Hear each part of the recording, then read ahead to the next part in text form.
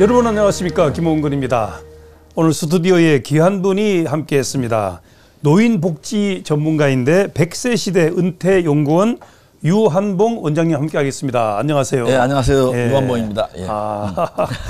스튜디오는 자주 오셨는데 방송은 오늘 처음 하는 것 같습니다. 예, 예. 예. 자, 우리 그 NGO, NPO라는 말이 있어요. 예. 비영리기구, 그다음 비정부기구, 이제 이런 재정 대책이라 할까요? 이런 제목으로 쉽게 얘기해서 이 선진국일수록 시니어가 이렇게 역할이 크잖아요. 예, 그렇습니다. 그리고 그 시니어의 역할도 있지만 시민단체의 역할도 크단 말이에요. 예, 그렇습니다.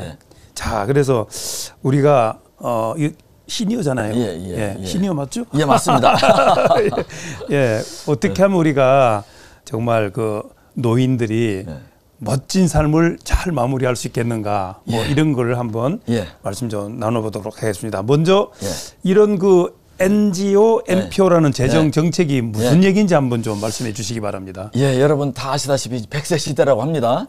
우리나라도 100세 시대가 됐고 고령 시대가 됐고 또 어른들이 이제 많이 배우신 시니어들이 많이 나오셨기 때문에 또 민주국가로서 또 선진국이 됐기 때문에 앞으로 시민단체 그동안도 많이 역할을 했지만 더 많아지고 선진국의 사례를 보면 우리나라는 약 한 5만 개 정도, 일본은 한 40만 개, 미국 같은 경우는 한 200만 개 정도의 시민단체가 있다고 되는데 그렇게 많아요? 예, 그렇습니다. 그 인구 우리가 이제 5,200만이라 보고 5만 개, 그다음에 1억 한 2, 3천만 되는 일본이 한 40만 개, 그다음에 3억 한 1,000만 정도 되는 미국이 200만 개. 예, 그렇습니다. 아이고, 엄청납니다. 선진국이 될수록 시민단체 숫자만 많아지는 것이 아니라 시민단체 힘이 커지거든요.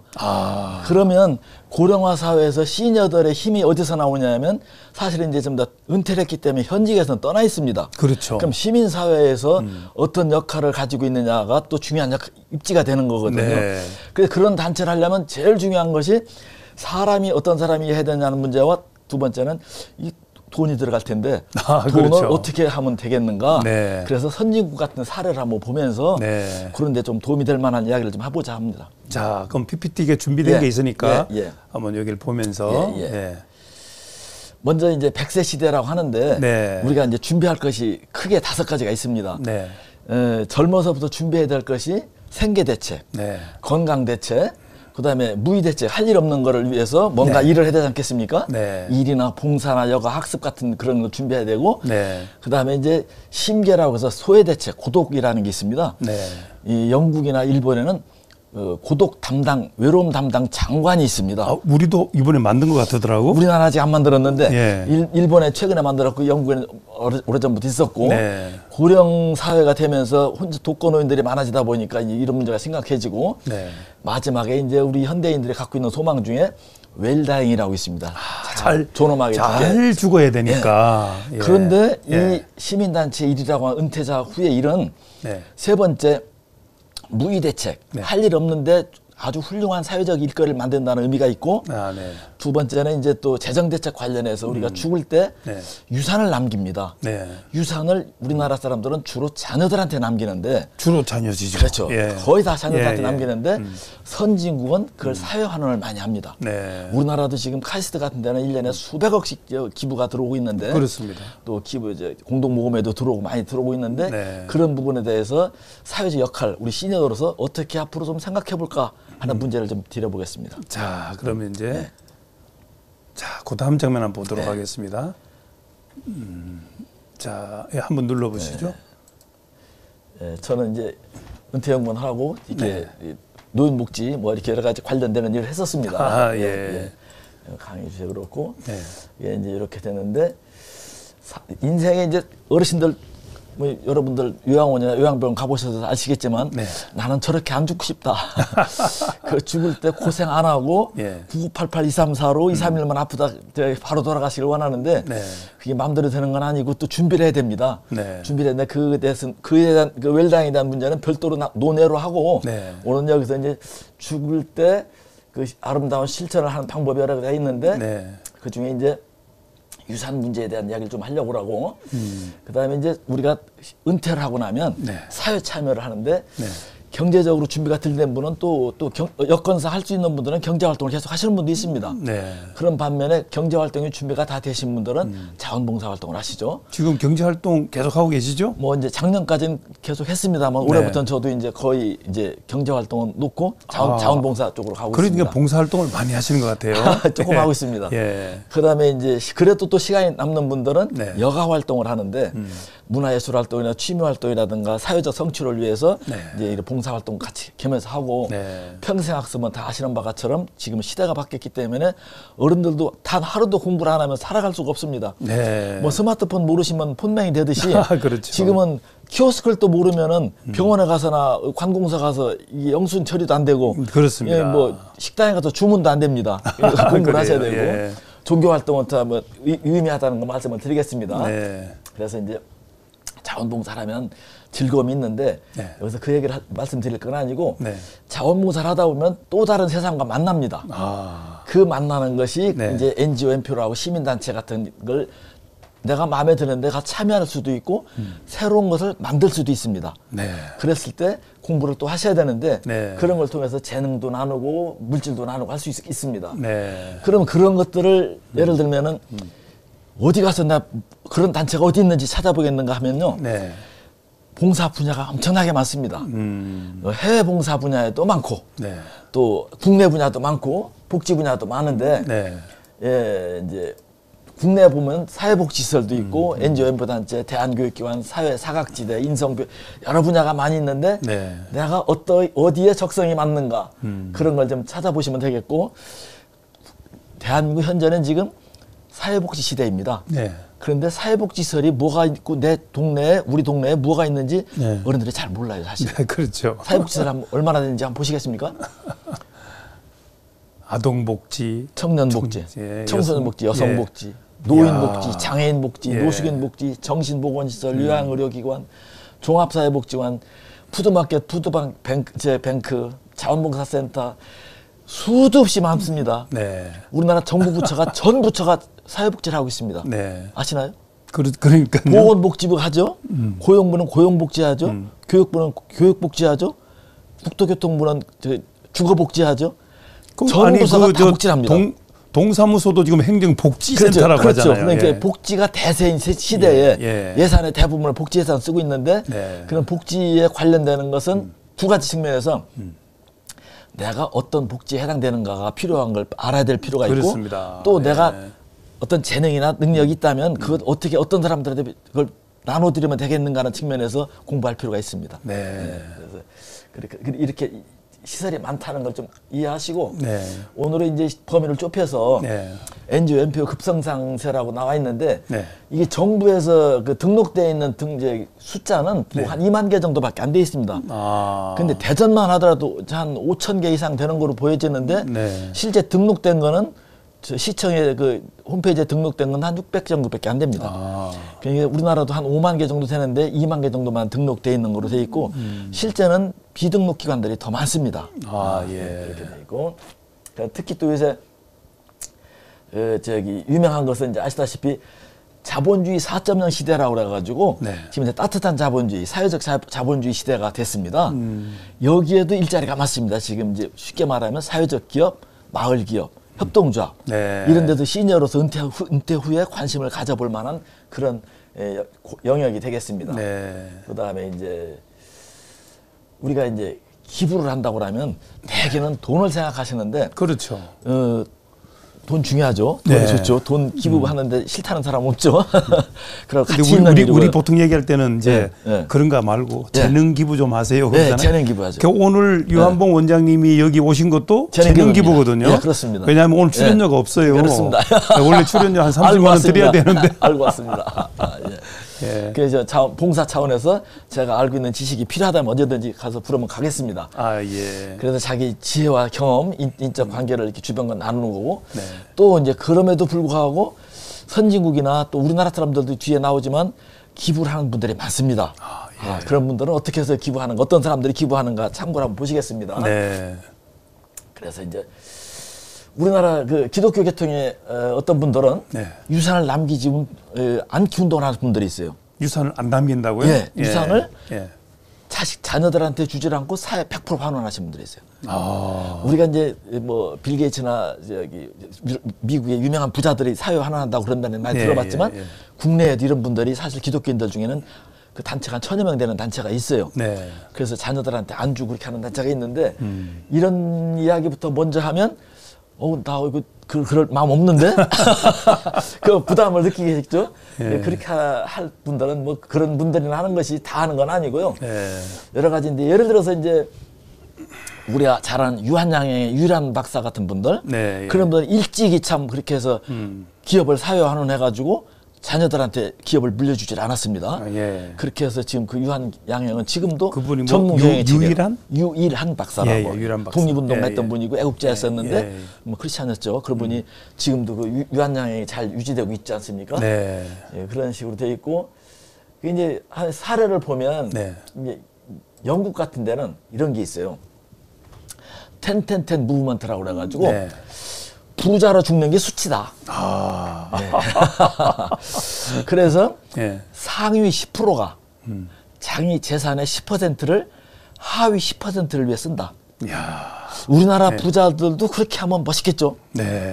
근데 꼭 부자들만 하는 것은 아니고. 그렇죠. 근데 부자들이 저렇게 모범을 보이면 좋겠습니다. 근데 쓰는 만큼 부자라 그랬으니까 없는 사람도 열심히 쓰면 부자입니다. 그렇겠습니다. 그래서 제가 이제 교회 가서 그럽니다.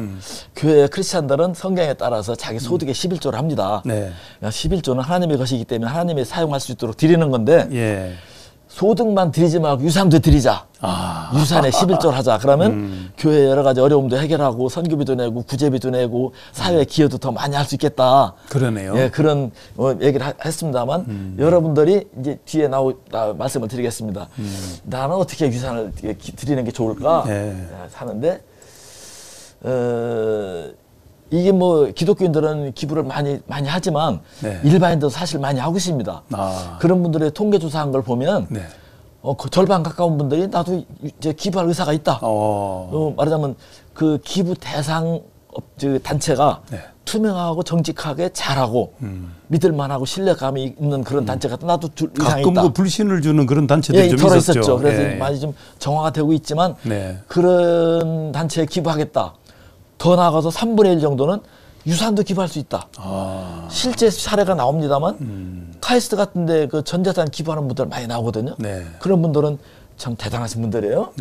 그래서 보면 또 이제 세계의 기부왕들 보면 뭐 빌 게이츠라든가 워런 버핏이라든가 조지 소로스 같은 분들은 뭐 어마어마한 돈을 벌었지만 그걸 자식들한테 준다고 안 하고 전부 다 사회 환원을 합니다. 근데 여기서 자 세계 기부왕들 딱 보면 대부분이 외국인이잖아요. 또 대부분 미국 사람들이고 이게 기본적으로 미국은 기독교 국가잖아요. 그렇습니다. 그러니까 이 성향 자체도 합리적이야. 그렇죠? 그러니까 이성적이고 그러니까 이성주의고 또 뭐 이제 그러다 보니까 우리랑 좀 차이가 있어요. 우리는요.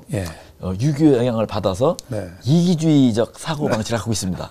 사실은 전 세계에서 유교를 국교로 했던 나라는 조선 500년밖에 없습니다. 그런데 우리나라는 유교가 2000년 전부터 들어왔기 때문에 한국시대부터 들어왔기 때문에 우리나라 국교가 유교는 아니지만 우리나라 국민들 머릿속에 DNA가 유교 인자가 있습니다.